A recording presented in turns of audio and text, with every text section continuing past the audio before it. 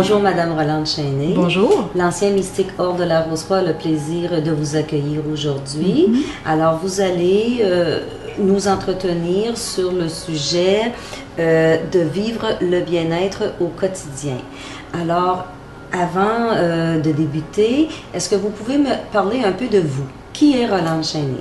En fait, sur le plan professionnel, j'ai une maîtrise en psychologie et depuis plus de 30 ans, je travaille au niveau de la relation d'aide et aussi en animant des groupes de croissance personnelle.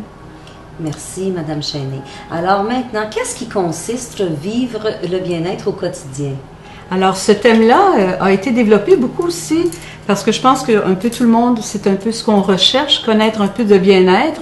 On espère connaître un peu de bonheur, on espère être bien, puis en même temps, on est dans un rythme de vie qui est tellement effréné qu'on n'a pas le temps très souvent d'être vraiment à l'écoute de soi pour être capable d'établir des périodes, à tout le moins quelques périodes de bien-être dans notre vie de tous les jours.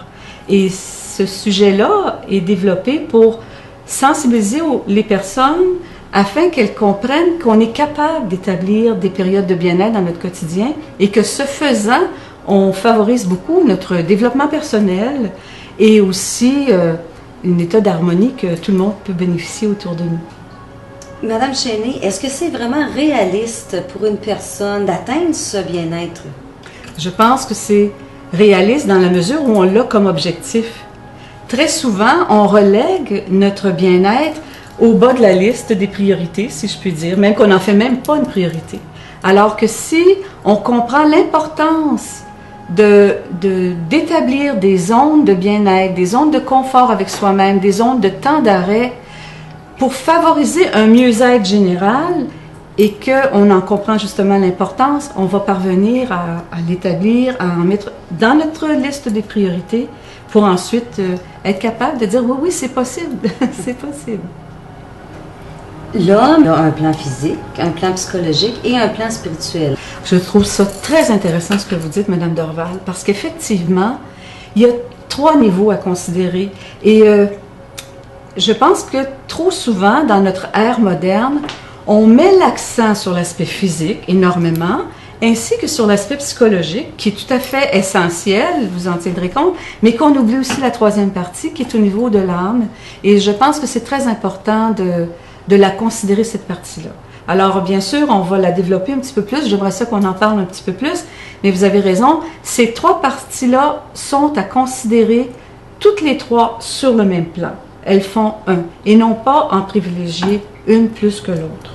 Alors, abordons dans ce cas-là, au plan physique, qu'est-ce qu'une personne doit faire? On connaît tous un peu l'énoncé « un esprit sain dans un corps sain ». Alors, écoutez, ça date de plusieurs siècles, cet énoncé-là, et je pense que tout le monde on le comprend, de tenir compte de notre aspect physique va favoriser une meilleure concentration, va favoriser de meilleures habiletés. Comme si je m'alimente bien, alors je vais être capable d'être beaucoup plus réceptif à ce qui va m'être dit aujourd'hui. On sait aujourd'hui aussi que les enfants, on a beaucoup le souci qu'ils soient bien nourris avant d'entreprendre une journée scolaire, sinon on fait face à un manque d'attention totale. Les sports ou l'activité physique ou même une simple marche d'ajouter à notre quotidien va favoriser une meilleure concentration aussi, puis de bonnes habiletés aussi sur le plan physique. Puis si je regarde aussi qu'est-ce que les gens qui vont peut-être prendre un peu trop d'alcool ou un peu trop de substances psychoactives, je ne dis pas du tout de ne pas en prendre, c'est pas ça du tout, mais va avoir comme conséquence soit des états un petit peu plus dépressifs, des humeurs plus dépressives, être moins en forme. Alors, on doit tenir compte autant de l'aspect physique pour, justement, être plus à l'écoute de soi-même. Que s'agit-il maintenant au plan psychologique? Quand on parle d'être en harmonie sur le plan psychologique, on veut surtout dire d'être capable d'être à l'écoute de soi, d'être capable de se considérer une personne suffisamment importante, suffisamment digne de reconnaissance pour avoir droit, si je puis dire, d'être. Et avoir droit d'être, qu'est-ce que ça veut dire? Ça veut dire d'être capable d'exprimer ce que je suis dans mon unicité. Moi, je suis différente de vous, vous êtes différente de moi. On est tous différents les uns des autres. On a tous quelque chose d'unique qui a besoin de se manifester. Et trop souvent, pour répondre à des normes plus ou moins consciemment, des normes qu'on nous a inculquées ou des normes sociales ou quoi que ce soit, on s'empêche d'être vraiment à l'écoute de nos réactions premières. Alors, je crois que la santé psychologique réside dans le fait d'avoir une capacité d'accueil et d'acceptation, je dirais, suffisamment grande de qui on est pour être à l'écoute de qu'est-ce que j'ai besoin d'exprimer, qu'est-ce que je ressens, qu'est-ce que j'ai besoin d'exprimer. Évidemment, le bien-être psychologique dépend de ma capacité à reconnaître et à identifier dans un premier temps mon monde émotif, parce que les émotions, c'est la grande porte d'entrée, si je puis dire, qui me rend, si vous voulez, un être sensible et vivant. Et aussi de reconnaître mes pensées, la qualité de mes pensées. Ce sont deux volets sur lesquels on doit s'attarder quand on parle sur l'aspect psychologique. Donc, l'introspection et les pensées que nous nourrissons. Oui, c'est ça. De faire une certaine d'analyse ou de réflexion, de regard sur soi-même à ce niveau-là. Évidemment, ceci ne veut pas dire que je dois exprimer tout n'importe quand, n'importe comment, parce que tout d'un coup, je ressens que je vis une émotion de colère ou de frustration. C'est pas dans ce sens-là. C'est dans le sens d'être capable d'identifier qu'à tout le moins, je ressens tel type d'émotion, qu'à tout le moins, je suis pas à l'aise avec telle personne ou dans tel sujet de conversation. Pour moi-même, m'autoriser à accueillir cette petite voix à l'intérieur de moi. Mais cette introspection et la prise de connaissance et de conscience de nos propres pensées, souvent, ça peut peut-être nous faire sortir de cette zone de confort, qu'on est bien à l'intérieur de ça et on ne veut pas nécessairement bouger, malgré que ça peut être pas très bon pour nous. C'est intéressant ce que vous dites, Madame Dorval, parce qu'effectivement, on est porté en tant qu'être humain à, lorsqu'on ressent un certain confort, à vouloir le statu quo, à vouloir que tout reste comme ça, puis que ça bouge pas. Alors que la vie, il y a une grande loi universelle qui dit que tout est en mouvement et va être en perpétuel mouvement. Alors, toutes mes relations sont en mouvement, mon ressenti est en mouvement, il y aura toujours des nuances, il y aura toujours...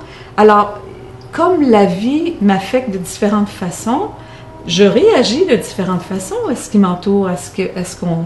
Alors, je dois avoir cette ouverture d'être déstabilisée à des moments donnés pour reprendre peut-être une autre compréhension de certaines choses, pour remettre ça en perspective. Mais effectivement, on sera toujours en mouvement et c'est une loi, je dirais, fondamentale.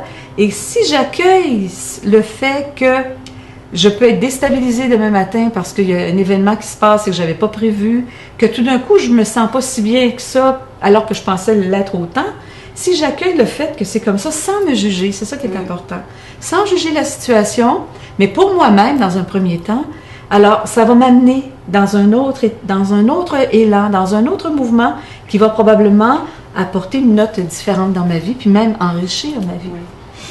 Oui, j'aime ce que vous dites, puis ça me fait sourire un peu parce que ce que j'en retiens, c'est de vivre notre bien-être au quotidien pour trouver cette harmonie-là. En fait, c'est pas dans la stabilité, c'est dans l'instabilité. Bien, effectivement, et quand on parle de bien-être, on parle au fond d'une recherche, d'une quête d'harmonie.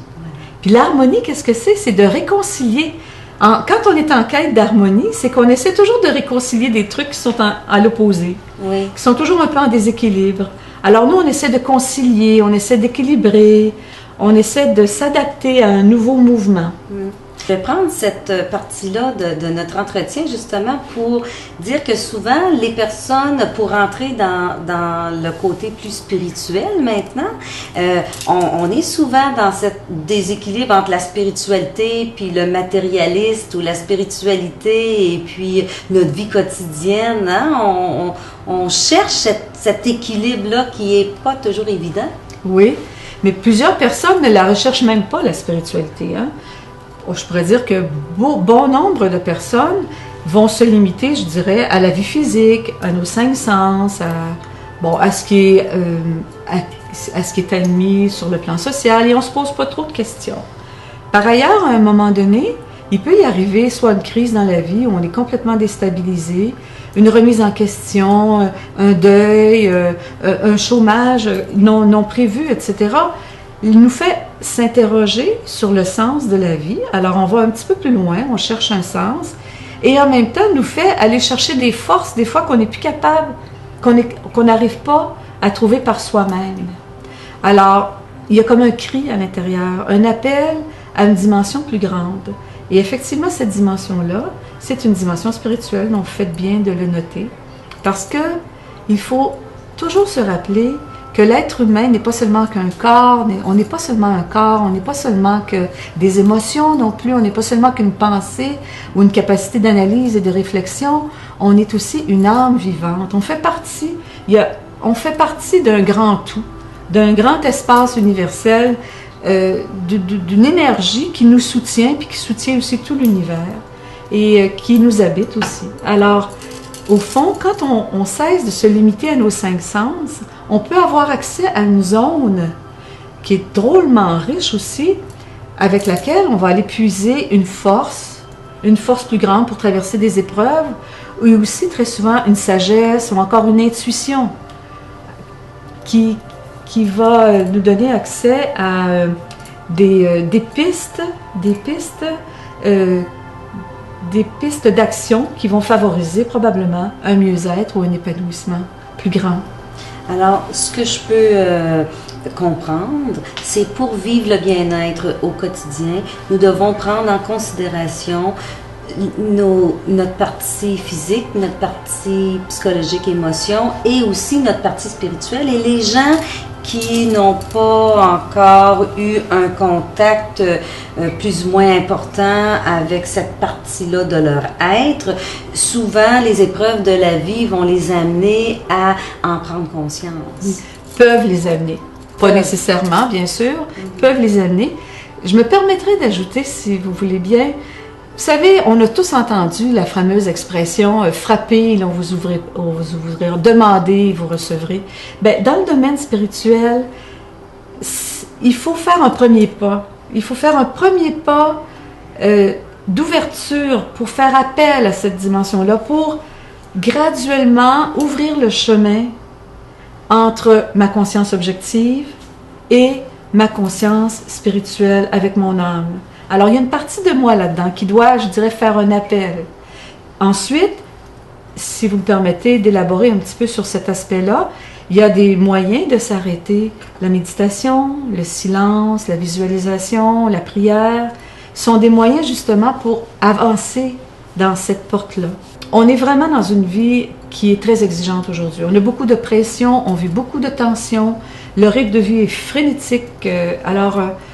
Il y a beaucoup d'exigences aussi, même si on a, vous le savez vous aussi, une diminution de temps de travail par rapport à ce que nos parents et grands-parents ont connu, on est aussi stressé, puis on est aussi envahi par toutes les urgences qu'on se donne aussi. Alors, pour développer notre partie spirituelle, je dirais même pas pour la développer, pour y avoir accès, parce qu'elle est là, il faut avoir des temps d'arrêt, nécessairement. Notre âme va s'exprimer, si je peux dire, à travers des moments d'arrêt et des moments de silence.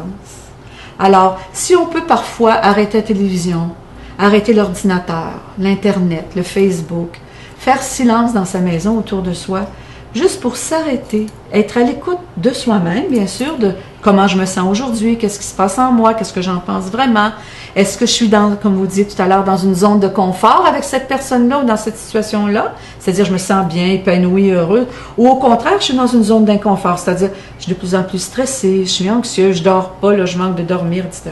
J'ai des problèmes de sommeil. Alors ça, ce sont des signes qu'il y a quelque chose qui va bien ou qu'il y a quelque chose qui va moins bien.